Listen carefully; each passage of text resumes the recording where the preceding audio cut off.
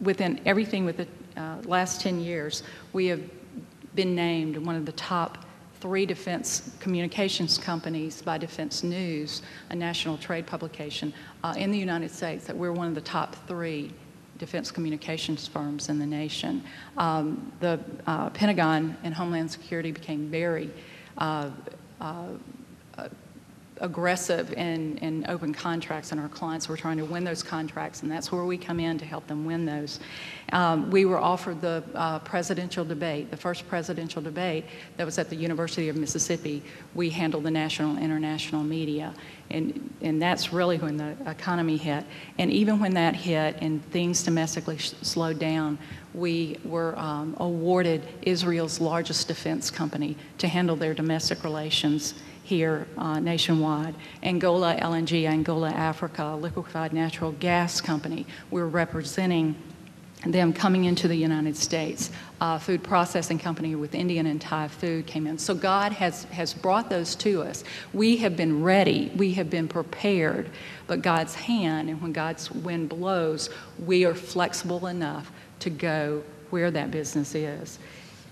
With times of crisis, I think the most important thing is that we identify our strengths collectively as a business, but we also identify our strengths individually, so we know what we can do and what we do best, and that's what we're supposed to do. And we match that with the passion God put inside of our heart, and we will be successful.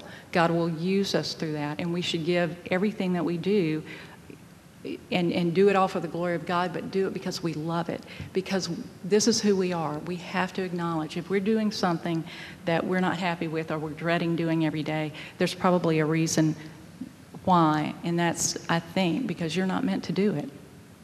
You're supposed to do what you love and what God created you to be. You can't be somebody you're not. And if you're having to work and to do something, you have a career in something that you have to work every day and it's just a challenge every day, then you need to rethink about, or I would recommend that you rethink what you're doing and think about what that passion is inside of your heart to do. With a company, that company has to decide how they're going to compete and how you're going to differentiate yourself from your competition. And differentiation is not that you necessarily have to be so much better. It's the fact that you're different. Differentiation, you're different than your competition. Volvo focuses on, safety. Their central message is safety. BMW's central message is performance. Both good points, but they're different. That's how they separated themselves, and they compete against one another. Once you do that, you have to stay on message. You can't be one thing one day and one thing 3 months later. You have to stay on message and be consistent with what you're saying to the public.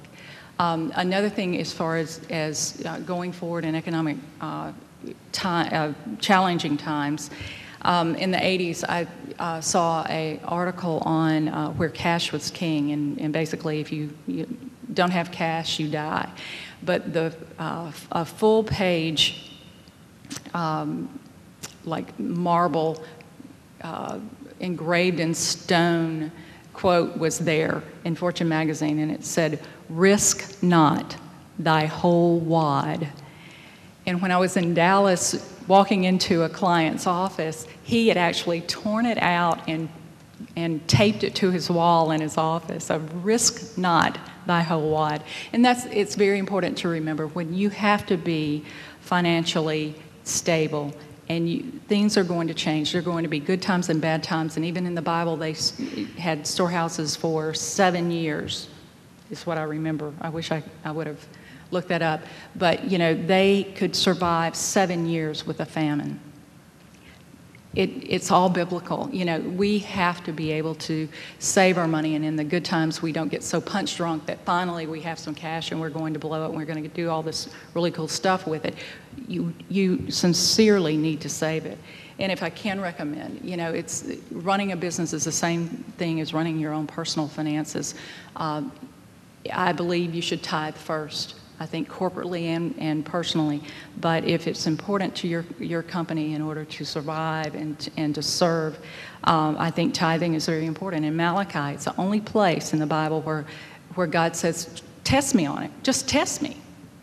Nowhere else it says that. But in Malachi 3:10, it says, bring the whole tithe into the storehouse so that there may be food in my house. And test me now on this, says the Lord of hosts, if I will not open for you the windows of heaven and pour out for you a blessing until it overflows.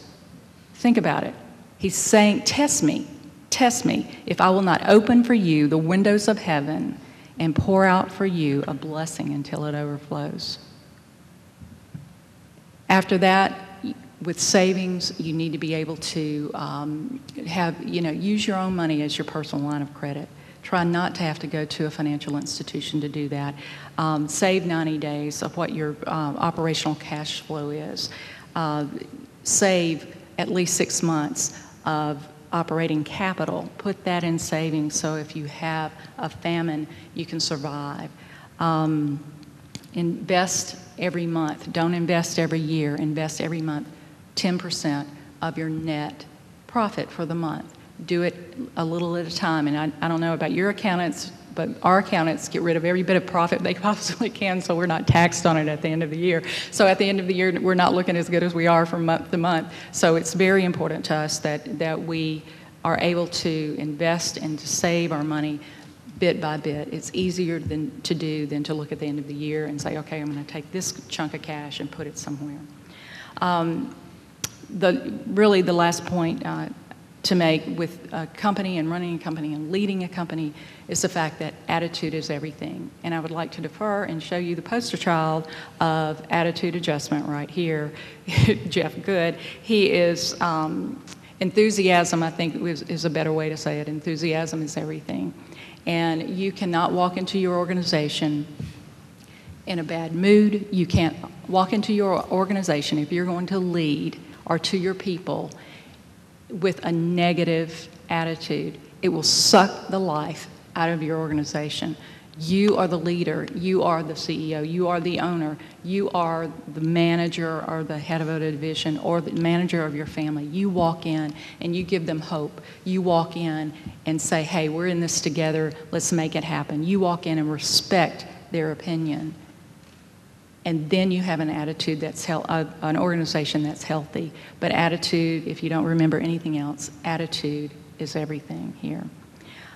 I think in the end, the most important thing to remember is that if you are not if you think you've fulfilled your purpose of where you are, that means God has something better for you.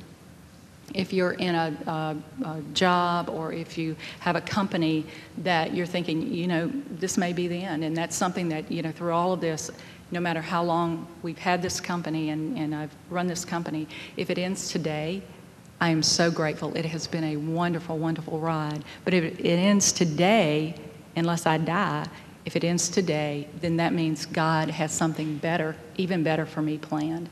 And He has something better for you all planned if you think you have already served your purpose. And if you're in the middle of your wheelhouse and you're doing great, then keep going and do it for the glory of God, because He will protect you through this. So with any economic crisis, with anything that we're going to deal with, God, again, doesn't need cash. God doesn't have an economic crisis. This is something that we need to know how to manage, but to be ready. And in the long view, I brought my copy too, Jack. And in the long view, this is one of the best written books, and I've read hundreds of them in my career. And I encourage you all to get this. But the very last chapter is Catching the Wind of God. Let us set our sails so that when God's wind blows, we're ready. Thanks so much.